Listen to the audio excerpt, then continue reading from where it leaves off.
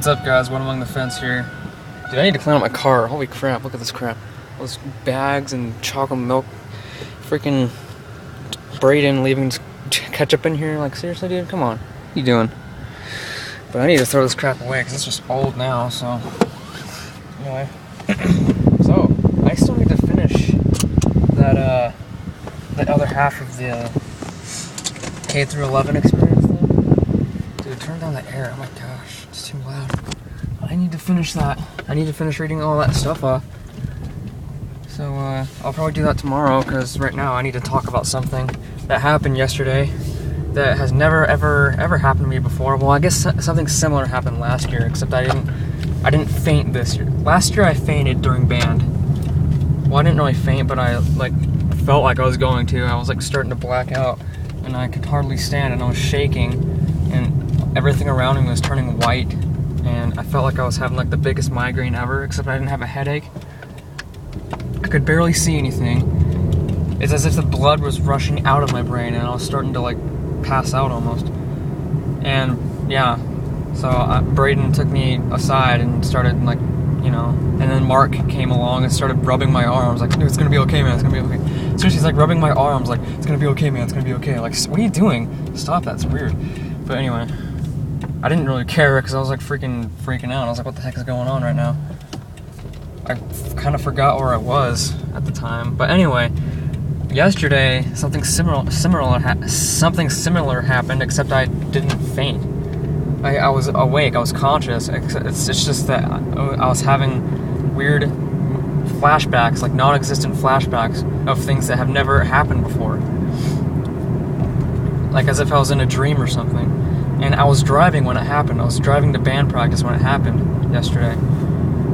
And I was listening to my music, I was listening to my iPod, and I was playing Faint of Hearts, and I turned down the music, and because I was just thinking, I was remembering stuff that happened that didn't happen before. I was trying to think of something that was happening.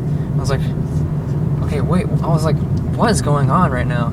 Something about Spanish. I was saying something like that. And I just drove down this road right here, McMillan, I'm on right now. I just drove down this road, and I was just trying to think of what the heck I was flashbacking, whatever. I was trying to think of what I was, remembering that never happened. I was trying so hard, and I got to the end of the road, and all of a sudden I just kind of snapped out of it. I was like, okay, what the heck just happened? Oh my gosh, did I just have an episode? Because my dad had the same thing.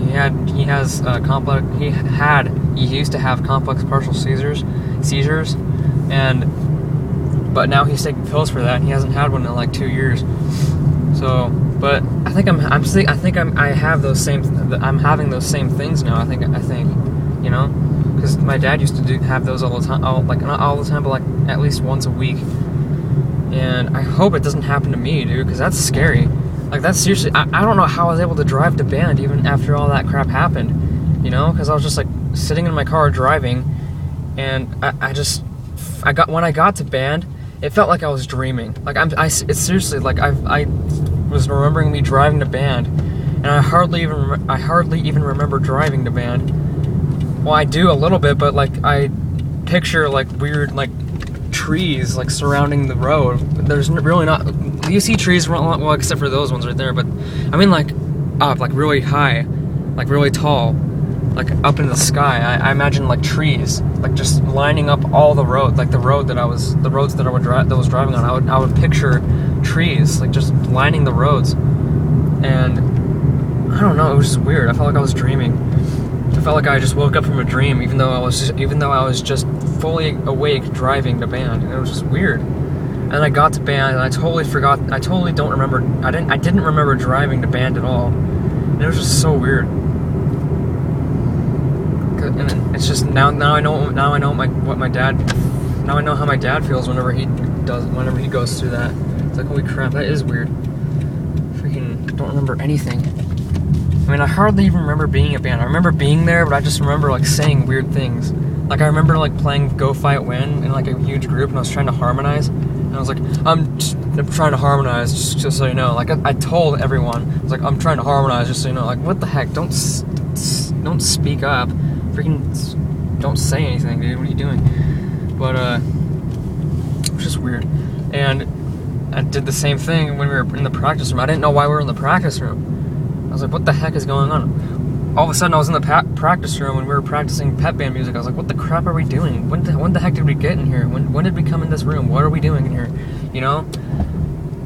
I was like, what the heck? And we were practicing pep band music, and I was like, well, why are we doing this? Why are we practicing pep band?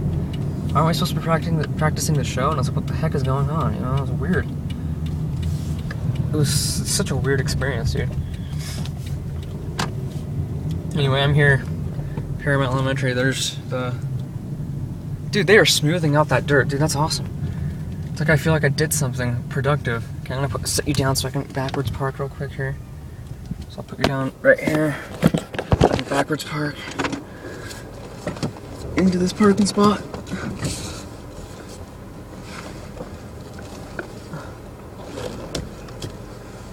Perfect. But yeah, I remember driving to band. I remember Mr. DeWitt called my mom from the medical release form, and he looked up my mom's phone number, and he's like, do you know your mom's phone number? And I was like, I think her number's. He's like, I think my mom's number is 284, and I remember him saying something. I wasn't really listening because I was like out of it, you know. It was just weird. And also before that, I actually we were standing outside. We actually met as a group, as like a whole band, and we were standing outside, like out in the hallway, and we started tuning. And the whole time I was just like, it felt like I had a 15-second memory, like a 15-second memory span or whatever. Like I don't know. Like I had short-term memory loss or something, and I kept forgetting what we were doing or why we were there, and I just, you know, it was weird. And I remember raising my hand because I felt like I was gonna pass out, because I was getting that same feeling. I was getting those white spots, you know, like in my eyes. I was like starting to not be able to. I was starting to like get blind or whatever, you know, starting to like. I felt like I was gonna pass out. So I immediately raised my hand and was like, Mr. DeWitt, can I go sit down for a while? He's like, what? He's like, can I go sit? I was like, can I go sit down for a while? He's like, oh yeah, sure, just go ahead and sit down. I was like, okay. So I went to go sit down, and right as I went to sit down, I just felt this horrible feeling in my stomach, as if I was about to pass out, and I felt like my throat like starting to like, you know, like, you know, and I started like my mouth started to water. And I was like, oh shoot, I'm gonna throw up. I'm about to throw up. So I got up, ran to the bathroom. I think I was talking out loud too. I was like, oh gosh, I'm gonna throw up. I was like, I'm gonna puke, dude. And I think I talked out loud, and I think that's pretty embarrassing because I think people could hear me. I don't know if I can't remember though. I can't fully 100% remember, but I was in the bathroom. I kneeled down next to the toilet. I was getting ready to throw up, and I could hear Jeremy talking in the background. I was like as an echo. You know, I was in the bathroom. I can hear him talking because, you know, it's all quiet in the bathroom. You can hear everything that's going on outside. So I can hear Jeremy talking like real loud. He's like, Mr. DeWitt, are we supposed to be... he's like talking like that. It's funny. Anyway, so I stood back up because I didn't throw up at all.